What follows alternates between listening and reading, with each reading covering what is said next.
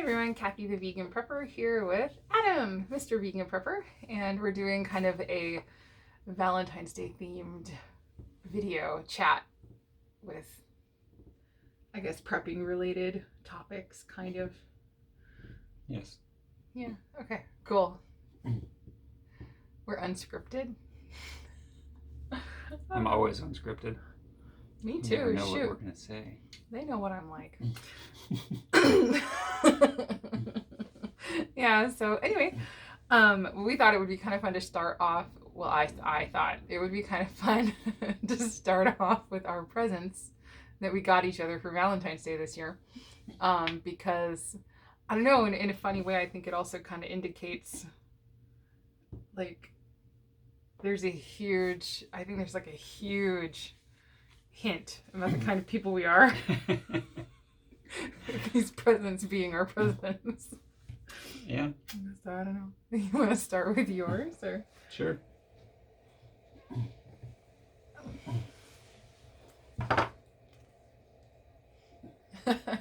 These are sandals, obviously. These are specifically Earth Runner sandals, and as the name indicates, they might possibly be used for running. By me, anyways. By you, eventually. Eventually, yes. I have some now, but I'm not running in them yet. So, they're pretty cool. You guys can check them out. I don't need to do a review or anything on them, but I've been getting very interested in more minimalist shoes and footwear and running, and really for the reason of just being stronger and being better.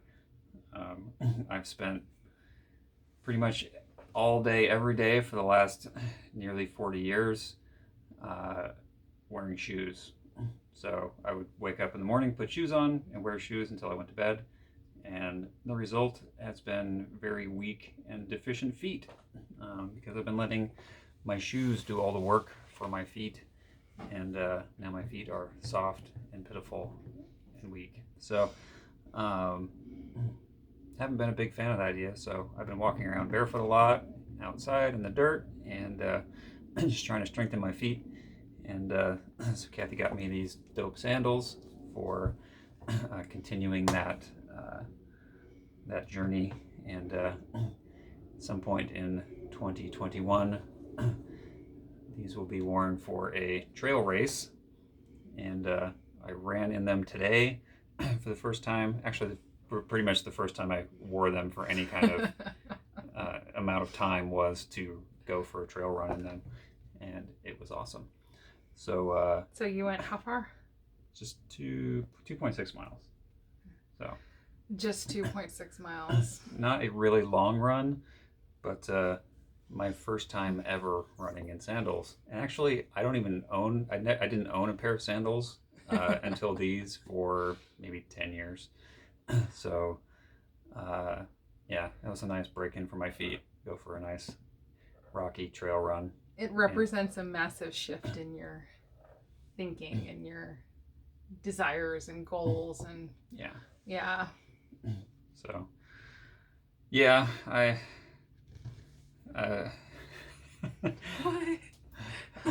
use the following phrase in a positive way. I used to call people that did stuff like this granola heads, but I have gone full granola head. So that was my way of picking on hippies, I guess, as a younger man. Should I be saying granola head in here? I don't know. I honestly don't know if that's an offensive term or not. I made it up, so I don't know. I've heard that term before, though. Have you really? I thought so. Did I spread it around the whole world? Or did you not really make it up? Let us know in the comments below if you've ever heard the term granola head before. I thought that it was like... I thought other people said it. They do now. I don't know. I'm getting more in touch with my primitive side. At any rate, it's about making me better. So yeah, it's really cool. And then also you've been already like for forever. So you already shifted over to ultras. Mm-hmm. which are zero drop, meaning like a flat, or your heel is at the same level as your ball of your foot, right? Yep. But then there's still a little arch support. Correct. And then in ultras, And padding. yeah, and in ultras, your toes are able to spread. Yep.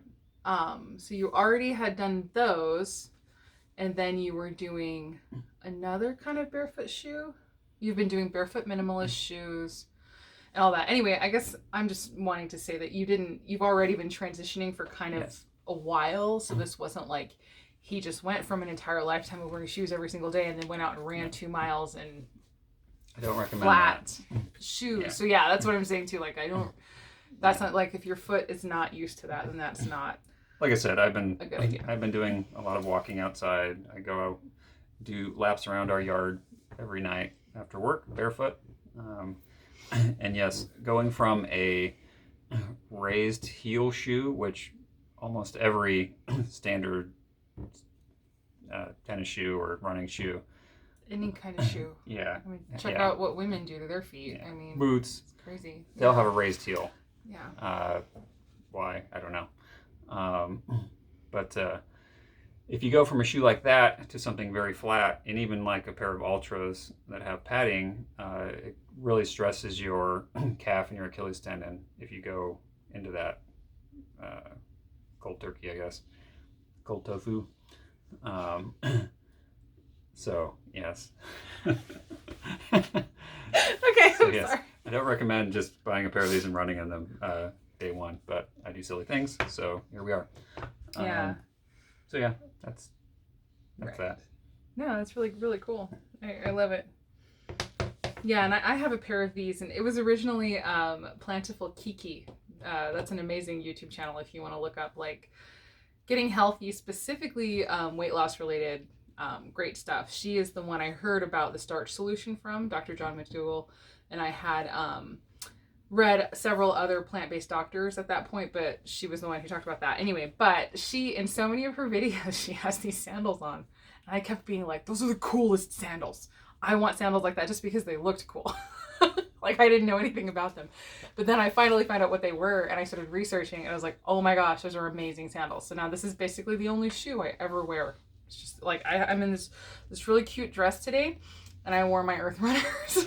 I just like, I cannot ever see myself going back to a shoe that has the raised heel and all that because it isn't only about your foot health. It's like long-term knee and hip and back health and so much is affected, especially long-term down the road. As you start getting up and up in years, so many of those issues that old people or older people, I don't know, whatever, old people, if you're there, congrats, right? Like, that older people deal with, we take that as like, oh, that's just what happens, when it doesn't necessarily have to just happen. It's a result of some of the lifestyle choices that we make and all that. But anyway, so we've been looking a lot more into stuff like that. Like, I remember even as simple as in my 20s, noticing that it was becoming difficult for me to bend over and pick stuff up. Now, granted, I was like 352 pounds. Like I got huge. Like that was my hugest I've ever been, was in my 20s. But even then I thought, nope, we're not doing this. I'm not going to lose mobility in my 20s, even though of course it had to do with being overweight. But like, even as an overweight person, I was like, that's not just overweight, that's like morbidly obese. But even being there, I was like, nope.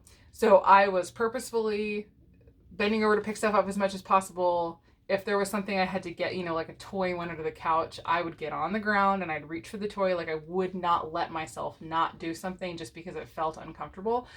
So it is kind of funny, even just with this little shift like that, like not even like, I don't know, not even like a specific shoe or whatever. Like this is like a freeway. Like if you avoid movement of a certain kind, or you avoid getting on the ground, or avoid bending over to pick something up just because it's uncomfortable, like stop doing that. Like start doing it on purpose. So like even still as a really overweight person, I have more mobility and more ability in a lot of ways than a lot of people I know who are like even half my size. And like I get looks and comments sometimes, people get really shocked that, like, for instance, I can sit up on my own. Stuff like that. It's like, I don't know, people getting up and they're like, getting up. That was another thing I did in my 20s. I was like, nope, I'm not making any sounds when I get up off of something or move. So I get down on the floor, I get up. I don't make a single creaky sound when I do that. That's amazing how much your strength has to increase just to avoid making the sound. You like clench something or move, like strengthen something, and yeah, like find yourself much more able to move. It's just kind of funny. Yeah. But I noticed even Sage, hilarious. She's had a birthday now, so she's 3. Our daughter, who might be coming in here at any moment. Oh, There she is. speak of the angel. But Cutie. hi, sweetheart. Even she, like when she's getting up off the floor and doing something, she was like, making a struggling sound. It just cracks me up. Anyway, we're like 11 minutes in. We haven't even talked about anything else. It's okay. It's funny. I remember seeing a public service advertisement. It might have been for some product. I don't remember, but Yeah.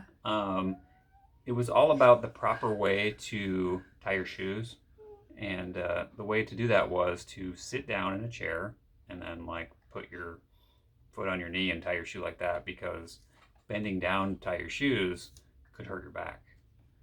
And it was like those messages get kind of put into your brain without you realizing that bending down is a natural movement, kneeling down is a natural movement, and sitting in a chair actually is not a natural movement. Yeah. Like what we're doing right now. Yeah. Yeah. So chairs are man-made. Your body was designed to sit on the ground. It was designed to kneel, squat. So yeah, it's funny how society, shoes are a certain way. Sit in a chair to tie your shoes. It's like these messages that I guess they're trying to prevent injuries, or I don't know, but the way our society is designed is not necessarily the best for long-term health, long-term mobility, living your best life. Well, so much of it is mobility. Yes. Oh no, you can't play with that. What do you want, sweetheart? Oh, she wants more little. We got these little fennel candies from the international market. We were just there stocking up on a couple of things that we get there. And I got those for her as a treat, and she wants more. I don't know. Should we bust out the candies? Oh no, you do have a lunch. Maybe we'll give her a couple of them and then give her lunch. Yeah. So I think it's funny. I guess this is accidentally becoming a video kind of all about long-term mobility specifically. Like, yeah, it is kind of amazing. I'm working on full squats and doing all that. And I can now. I couldn't, a few months ago. But we do sit on the floor a lot in this family. I'm wanting to source little folding trays to be like little floor tables, and start sitting on the ground to eat meals and things like that. Like starting to put in a lot more floor living into our lives. So much more about mobility and all that. Oh, are you getting angry? Okay, hold on. Let's pause for a second. Hey everyone, we're back. Actually, yeah, I don't remember what I was talking about. It's okay. It's like mobility and stuff, all that good stuff. And incorporating more floor living. That's what it was. And sitting down for dinner on the floor and stuff. And I found these little trays at IKEA. I want so bad, but they're out of stock. And it's like that particular one because I don't want to just use a breakfast tray because I don't want the lip on the edge. I want like a legit table, like a little table on the floor. Anyway, we'll figure it out. Or maybe you can make something. You're handy at making things, which might be a good transition. But I don't know. I've been watching so much too. I've been watching like these last few years. It's like all I watch now is Bollywood and like Korean and Chinese dramas. That's all I've been watching. And there is so much of people being on the floor. And like I was saying, like we in the West sort of take it for granted that as we get older, we're unable to do things like sit on the floor and bend over, whatever. But it's like these, in cultures where they sit more on the floor and all of that, you see mobility and like kind of crazy mobility into very advanced age. And so it's kind of interesting to think like we can be doing some things differently here. And yeah, like learn from what we see around the world. But yeah, and then it's also interesting, they tend to be really healthy, long-lived populations, and then as they begin to adopt a Western diet, they suddenly start getting all of our diseases and all of our sicknesses, you know. So progress, right? I don't know. Anyway, okay. So Adam talked about his gift, and now I feel bad. Like I feel like I want to do my own video just for my gift, because I don't know if anybody's even watching anymore, and they're gonna see this awesome thing that you gave me. Like, it's my thing. Of course, maybe I don't want people to see it because it's mine. It's true. You want to see this cool thing that Daddy got me? Yes. um. That's one. Oh wow. All right, she wants to play with something. Anyway.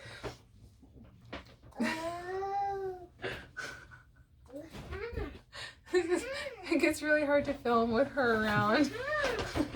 I feel like I need to cut this off, but at the same time, it's like, this is my life. This is why I don't get to put as many videos out of the caliber that I want to put out. Like, I want to put out like cinematic, gorgeous stuff, and I like don't have time for that. Oh well, it's cool. We're putting out what we're putting out for now. Anyway. You'll watch it and you'll like it. You will. Seriously, like it. Like it, yeah. You're so cute. Okay, so what Adam got me for Valentine's Day is a handmade knife. And so you're going to work on the sheath, you said? You want to? Yes. So for now, and I mean, I think this is perfectly fine, but it's a wooden blade cover because it's really hard to do sheaths without leather.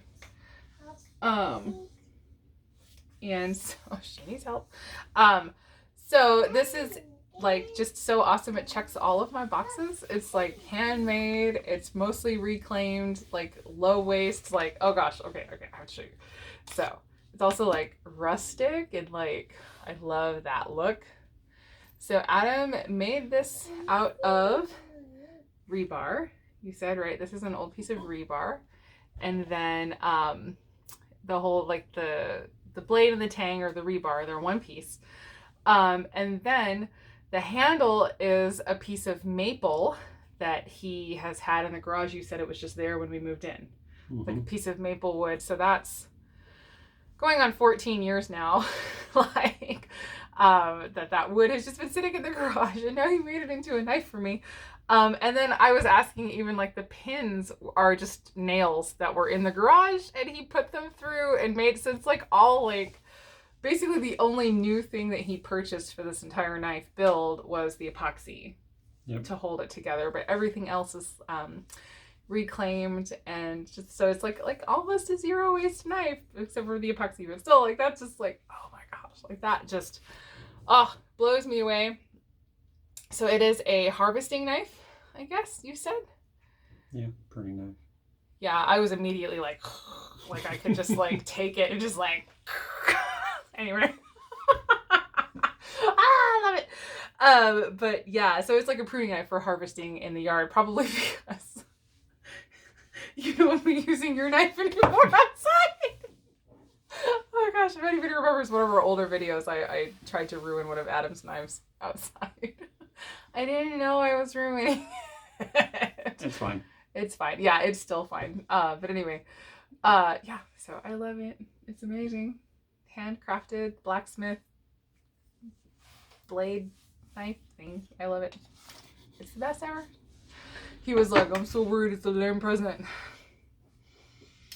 There's like no universe in which that is lame. Maybe if it's some chick who wants diamonds or something. Useless diamonds. I could put some diamonds in the handle. I don't know. Like at the end, is it glass cutter? Sure. It's like, let's make it like a survival knife or something, maybe. But other than that, I can't think of a reason why I would want a diamond. Unless it's like it had a use, like a drill bit or whatever. They use it in tools, right? Because it's like a super hard material. Mm-hmm. Actually, the tool I use to sharpen that is a diamond sharpener. Well, there you go. See, diamonds, it's diamond adjacent. Sure. It's fine. Yeah, I love it. Oh, so cool. So yeah, I really love that thing. Excited. So yeah, for the harvesting, it's making me think of, the gardening I have to do, like, because we are officially shifting seasons now. So the amazing... It's February, so that means it's summertime now. It's earlier every year. So this year too, I'm planning... I do have a Southwest Desert garden calendar that I've been using for the last, goodness, almost 5 years now. I've been using that thing. Yeah, 5 years. Anyway, since I got the calendar, I was gardening for a while without it, without much success. But it's like as soon as I got the schedule, it was good. But it's like every year I'm noticing it is getting like longer and hotter summer. And so, although there was a couple years where we had a ridiculous, like 1 year, it was a really, really mean winter, just like, and then we were rained out 1 year almost, like stuff got like flooded. Like, anyway, we've had some really interesting time, but overall, yes, I've been noticing longer, hotter summers. And so this year I'm going to be planting everything, a month early. So I'm going to be following the calendar. We're doing everything a month early. And then hopefully that gets us where we want to be, which means I'm late on tomatoes. Tomatoes should have gone in January then, because tomatoes go in February, at least where we live. But yeah, planting the garden and getting that totally ready. And like, we did a really great job last year.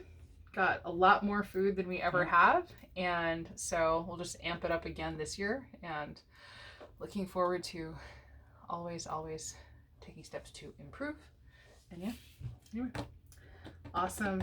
I think that was a great talk. We have a couple things here we could talk about, but I think we're good. We don't have to talk about that. We could make that another video another time. Yep. Look for another video from us. There's like some specific goals that we have in mind, couples goals. So we'll be talking about that a little bit. So anyway, yeah, it's a good talk. Yeah. Let us know about it down below. Are you going to be taking any steps? Are you thinking now about like mobility and ways that you can increase your own mobility now? It's just something that you can do regardless of where you are. Yeah. Try to do that. Yep. Health-wise. Now, of course, like, of course there could be things that prevent you from doing certain things. I get that. I'm just saying, like, for me, I didn't let my weight be my excuse to not do it. So, like, I'm really flexible and mobile, like, shockingly so.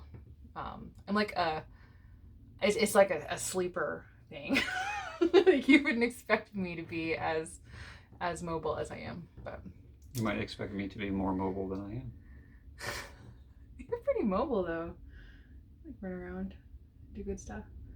I guess mobile but not flexible. Yeah, I guess that's true. All right, we have things to work on. So anyway, all right, I guess that's it. We'll talk about it, or talk about more stuff later.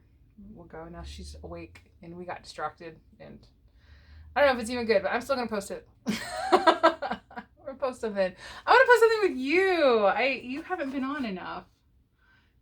What have you been doing? I'm working and stuff, making knives. It's dumb. No, well, the knife part is not dumb. We'll just eliminate you from the channel. You can keep making me knives. Okay. It's nice knowing y'all. Okay. He's gonna go make me more knives. Oh gosh. Okay. All right. As always, I hope the rest of your day is good and your life stays wonderful. Thank you so much for watching. Bye.